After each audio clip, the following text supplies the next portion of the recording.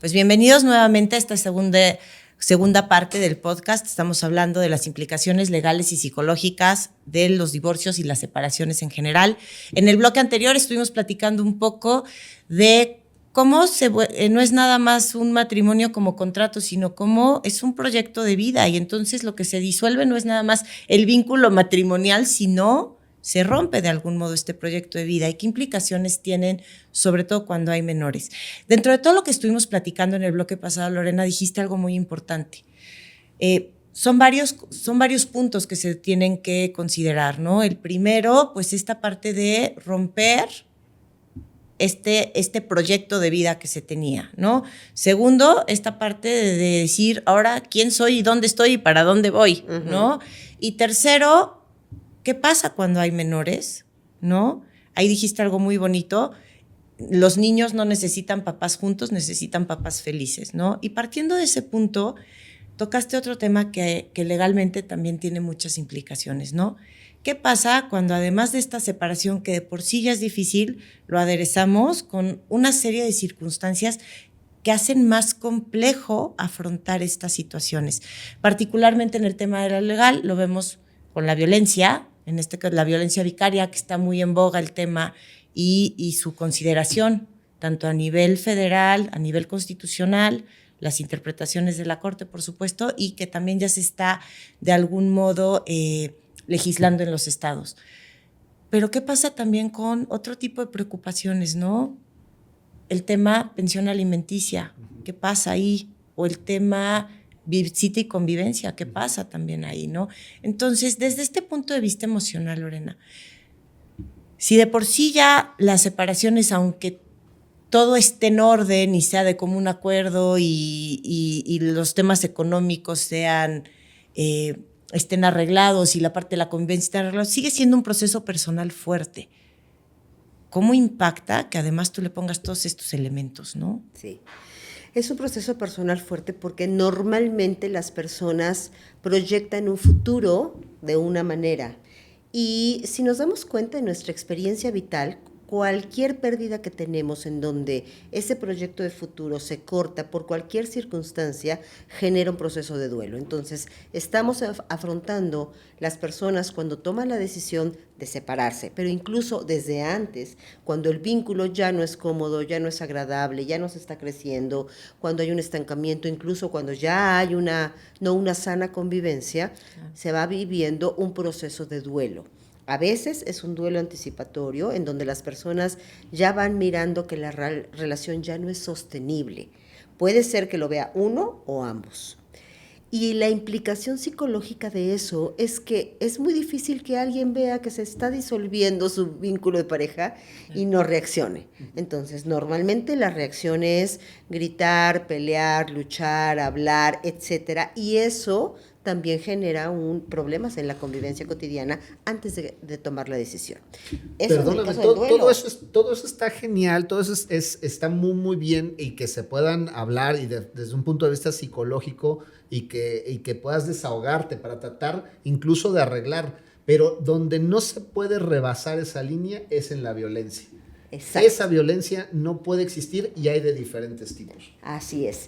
De hecho, a nivel psicológico, justamente en el consultorio lo que vemos es que le aventé el sartén porque me desespero. Claro. O le di una cachetada porque me gritaba tanto que me enojé. Entonces, se justifica la violencia o porque el otro es violento o porque yo ya no tengo otro recurso para afrontar, que no estoy siendo escuchado, que no me entiende mi punto de vista, que no quiere ceder a mis peticiones, a lo que me parece justo, etcétera. Y es ahí cuando se empieza en una convivencia previa a normalizar la convivencia en violencia. En violencia, ¿no? Que no también es una manifestación de frustración, claro. ¿No? No sabes cómo actuar. No estamos solo hablando de una violencia de moretes, puñales o armas. Estamos hablando de una... Hay microviolencias dentro de las casas antes de tomar la decisión. ¿Por qué? Porque el desapego genera dolor, genera enojo, genera frustración, desilusión, muchos elementos que son compatibles con procesos de pérdidas y duelos. Y aquí acabas de decir algo bien importante. Se normaliza, cosa que es terrible, pero sí, es que me gritó, Y así también, además de que se normaliza, escala, porque muchas veces esta violencia que empieza con un manotazo y un grito acaba con un golpe, ¿no? Gracias al gobierno, perdóname que te interrumpa, pero gracias al gobierno tenemos también un violentómetro. Sí, claro. Es bastante interesante desde un punto de vista jurídico ver cómo justamente lo que dices sucede, va escalando, claro, y normalizamos el que está bien que la pareja se grite, que la pareja reaccione de forma violenta, abriendo la puerta del coche o azotándola, o azotando la puerta de la casa o tirando el sartén. Todo eso es violencia, y ya no solo esa microviolencia, sino violencia ya que es punible. Son hechos con apariencia de delito, tanto para un lado como para otro, en esta equidad de género y en esta equidad de las personas que nos contempla nuestra Constitución, de que tanto la mujer como el hombre son iguales ante la ley. Claro. No lo digo yo, lo establece el artículo 4 constitucional. Claro. Ahora voy más allá, acabas de decir algo, es parejo. Obviamente, por un tema también, pues no sé si de educación o de tradición o de ideología, normalmente sí veníamos como con esta idea de la mujer es la víctima de la violencia, ¿no? No hace mucho había un estudio, me parece que era de la Universidad de Toronto, algo así, que decía las implicaciones de la violencia y cómo ha cambiado el chip o cómo ha cambiado la tendencia de que ahora las mujeres somos más violentas. Y lo que decían, el hombre está en desventaja porque la mujer no golpea, la mujer agarra unas tijeras, agarra un cuchillo, agarra el sartén, agarra otro tipo de instrumentos que pueden generar más violencia, ¿no? Pero al final del día sí va cambiando este rol también en eso. Y es parte de esta desesperación que tú dices. O sea, no creo que nadie, ni hombre ni mujer, sí tenemos cierta tendencia a la violencia. Tal vez el hombre está más identificado por un tema de fuerza, pero no es así. Y ahora nos vamos a otro efecto, la violencia psicológica. Así es. ¿No? Porque esa no deja marca visible, pero también deja muchas veces más daños que un golpe. Así es. ¿No? Y acá vamos a un punto bien interesante. Tú que estabas diciendo, bueno, sí ha habido muchos avances legales porque ya hay un violentómetro, pero también hay tipos de violencia que no estaban considerados en la ley y ya están considerados y claramente definidos. La violencia psicológica es uno, la violencia económica, por ejemplo, que muchísimas mujeres y hombres también son víctimas de esta violencia económica, pero no lo tomamos como violencia y existe tipificado, ¿no? En ese sentido, ¿cómo va esta transición, ¿no? De ser la víctima de la violencia, tradicionalmente pobrecita, etcétera, etcétera, porque aparte nos pobretean, cosa que también está terrible, ¿no? Desde ahí empezamos con un tema de violencia. Pero ¿cómo ha cambiado esta dinámica también, no? Muchas veces es un círculo, exactamente. Es circular, ¿no? Creo que estamos acostumbrados, y yo no sé cómo se mire en la parte legal, pero estamos acostumbrados a ver los ciclos de violencia de manera lineal. Claro. Quién pega o quién grita más y quién padece ese estímulo violento. Pero dejamos de mirar que es un círculo en donde ambos están implicados. Yo aquí sí me gustaría mucho decir que a nivel psicológico, no sé a nivel legal, pero la violencia es un círculo muy complejo, porque muchas veces las mismas mujeres, voy a hablar tendencialmente en el paradigma tradicional, aunque también sabemos que la violencia es también hacia los hombres en muchas ocasiones, y aunque no sea con armas y no se note, la violencia psicológica es fuerte, ¿no? O a través de la paternidad. Muchas veces la violencia solo se ve del que se nota al que no se nota. Claro. Pero no miramos cómo hay una respuesta también de violencia del que no se nota al que sí se nota. Claro. Y ahí nos podemos enredar, porque es común y frecuente que las personas no saben en qué momento se vuelven víctimas o perpetradores. O voluntarios también, que es una parte exactamente. gravísima. Entonces, creo que a nivel, por lo menos en la atención psicológica, psicoafectiva y psicosocial, algo que es importante decir es que la violencia no se acepta, no es por qué permites la violencia se padece, no se acepta, no se permite. Y acabas de decir algo importante. La violencia normalmente es hablando del matrimonio, no en este contexto o el concubinato, ¿no? El hombre que le pega a la mujer que ataca al hombre también, que puede ser por voluntad o por reacción, etcétera. No nos vamos a meter en esos detalles ahorita. Pero acá decía algo bien importante. A veces la violencia que no se nota y la violencia parental.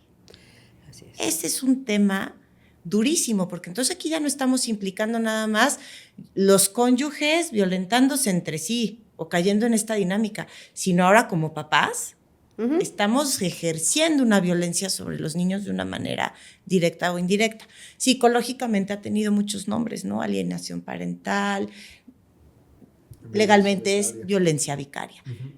Vamos a irnos ahorita a lo legal. ¿Cómo está ahorita este tema? Porque es un fenómeno que nace de la psicología, que nos damos cuenta que también los niños están siendo no solo afectados por estas dinámicas de violencia, sino también están siendo utilizados como parte de esta violencia. ¿Cómo lo afrontamos desde el punto de vista legal? Sí, es la violencia vicaria, la violencia que se ejerce a través de los niños, que va desde un punto de vista psicológico o muchas de las ocasiones a través de un tema económico. Entonces, yo ejerzo ese tipo de violencia y de forma legal, quien ejerce esa violencia es el hombre hacia la mujer. A pesar de que exista esta equidad de género y que exista esta igualdad entre los derechos y obligaciones, ciertamente es que por esa tradición que tenemos y esto que nos comentabas como histórico o sí, tradicional, es que la mujer se veía desprotegida y aún así está en nuestras normas penales. Entonces, la violencia vicaria, al ejercerse de esta forma, pues genera ya un daño a alguien más, que es a un menor de edad, a un hijo. Y puede ser desde, si no me dejas ver al niño, entonces yo voy a no darte los alimentos necesarios, o no voy a pagar la escuela, o no voy a pagar el transporte y entonces no tienes gasolina. ¿Por qué? Porque en esos roles de parejas, el hombre era el que estaba proveyendo. Claro. Actualmente ya lo sabemos y lo sabemos de sobremanera. Las mujeres proveen también dentro de los hogares y eso es pues, evidentemente muy bueno, pero tradicionalmente el hombre era el que proveía y ejercía esa violencia que no se consideraba como tal, sino era pues bueno, claro, pues ahorita no puedo y pues hazle como quieras y que al niño lo saquen de la escuela, cuando eso por supuesto que genera un daño en un menor de edad. Ahora acabas de decir algo importante, legalmente, y sí viene de un tema tradicional, sí viene de un tema de roles tradicional, se tipifica la violencia vicaria, aquí en Puebla es violencia por interpósita persona, ¿no? Que básicamente es ejercer violencia, que el hombre ejerza violencia sobre la mujer a través de los niños, ¿no? Ya sea por medio de el coco wash, como le dicen, de estar constantemente hablándole mal de la mamá, diciéndole cosas, convenciéndolos, manipulándolos hasta cierta edad, porque pues si mi papá me lo dice debe tener, ¿no? Debe ser cierto. Pero vamos a una cosa bien importante, y esto tal vez legalmente no hemos tenido casos porque no está tipificado, pero me imagino que tú en tu consulta lo has visto muchas veces. ¿Qué pasa cuando yo, mamá, le digo, pues no me vas a dar lo que yo te pido, pues ahora no ves a los niños? Eso no está tipificado como un delito, pero sucede en la realidad. Por supuesto, y es el pan de todos los días en el consultorio, ¿no? De una manera bastante equilibrada, tanto de hombres que ejercen este tipo de violencia que estás mencionando, como las mujeres que les dan información a los niños que no está de acuerdo a la edad que tienen los niños. O a la realidad, ¿no? O a la realidad, ¿no? Trastocan la realidad de manera que se hace parecer que el villano es el padre que atenta contra la madre y sus cachorros. Y entonces se les lava el cerebro, se altera la realidad y los niños en una entrega de amor y en una desprotección, evidentemente, toman como verídico cualquier cosa que su mamá les diga a cierta edad. Entonces, eso por un lado. Y por otro lado, los niños no sé, vamos a hablar de niños menores de 8 años, a veces reciben información que su psique no está madura para poder digerir, temas de infidelidad, temas con contenidos sexuales, ¿no? Temas con contenido de violencia en las familias de origen, en fin, adicciones, etcétera. Entonces, a veces se plantea, por lo menos en el área en la que yo me muevo, ¿cuándo es conveniente decirle a un niño la verdad y qué parte de la verdad? ¿Cuándo es violento decirle a un niño de 6 años o de 7 años una cierta información que haya sucedido dentro de la relación de pareja? A diferencia de un chico de 14, 15 o 20 años. Claro. ¿Cuándo está ese hijo o hija en una madurez para poder mirar una realidad? No, y cuándo también es válido perfectamente decir, a ver, es un tema de pareja que no tendría que trascender más allá del hecho de tus papás ya no están juntos. Lo deseable sería que no tuviera que trascender en los niños, ¿no? Pero sí trasciende. Pero trasciende justamente. En la escuela, ¿no? Estos temas, la gasolina, ¿no? Ya no estás en la escuela, no hay ropa, no hay fiestas. Sí, porque la verdad es que en los menos casos es cuando realmente esta separación es amigable y el papá es responsable económicamente y es buen papá y los sigue viendo y los procura y tienen una buena relación, ex esposo y ex esposo. O sea, ese es como la utopía perfecta y pasa, pero son los menos casos. Pero ¿qué pasa cuando no está este escenario? Y justamente por este tema o estas situaciones que sigue habiendo entre los excónyuges o entre la expareja, estamos permeando también en el mundo de los niños, ¿no? Legalmente ya hay una protección para eso, sí, con los protocolos y lo que hemos venido platicando. Lo que decíamos, ¿no? Que el pan nuestro de cada día era el tema de alimentos o pensión alimentaria y el tema de las visitas y convivencias. Sí, considero que ha sido un éxito y un acierto el hecho de que nuestro Congreso ha legislado respecto al Código Nacional de Procedimientos Civiles y Familiares, porque al tener 32 codificaciones, cada una de ellas partía de diferentes realidades, a pesar de que pues, el tema de familia se encuentra dentro de nuestra norma constitucional. Entonces, creo que la unificación del código nos ha ayudado o nos va a ayudar a partir del 1 de abril del 2027, si es que nadie lo implementa antes, a tener un código unificado para el material probatorio. ¿Por qué digo esto? Porque hace unos momentos nos compartías que cómo se habla con un niño que tiene 8 años, cómo se le dice o qué información es la que se le puede llegar a decir, y esta información, cómo se le traduce al juzgador para ofrecerlo como material probatorio. Dentro de nuestros procedimientos, los jueces deben de ser los rectores del procedimiento, y con el nuevo Código de Procedimientos Civiles y Familiares, da esa apertura a cualquier tipo de prueba siempre y cuando sea lícita. Pero actualmente, pues vemos que en nuestro Código de Procedimientos, nuestro Código Civil en Puebla establece hasta cierta edad deben de quedarse con la mamá. Ya es cierto que existen criterios que han superado esto por parte de la Suprema Corte, en la que dicen no necesariamente, pero lo deseable y lo lógico es que se queden con mamá hasta cierta edad. Hasta los 13 años, pues puede tomársele en cuenta. No obstante, el juzgador deberá de revisar. Yo creo que lo debe de revisar hasta la mayoría de edad, pero con diferentes elementos conforme va creciendo. Entonces, el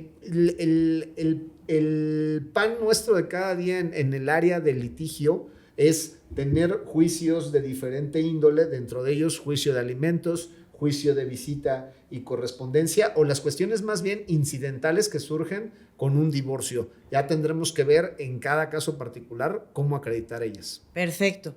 Pues bueno, nos quedamos hasta aquí con este bloque y me va a encantar ya en el bloque final retomarlo del Código de Procedimientos Civiles, que verdaderamente va a dar mucha celeridad a los asuntos, pero también va a dar mucha certeza, porque eso también pega emocionalmente, ¿no? El no saber, el de ya necesito saber, pero necesito esperar 2, 3 meses a que me den audiencia, el acuerdo del juez. Bueno, eso lo vamos a ver, porque al final del día también esta espera o esta carga de trabajo de los juzgados que hacen que de repente sea más tardado, crea un tema psicológico también. Lo vamos a ver en el siguiente bloque. Muchas gracias.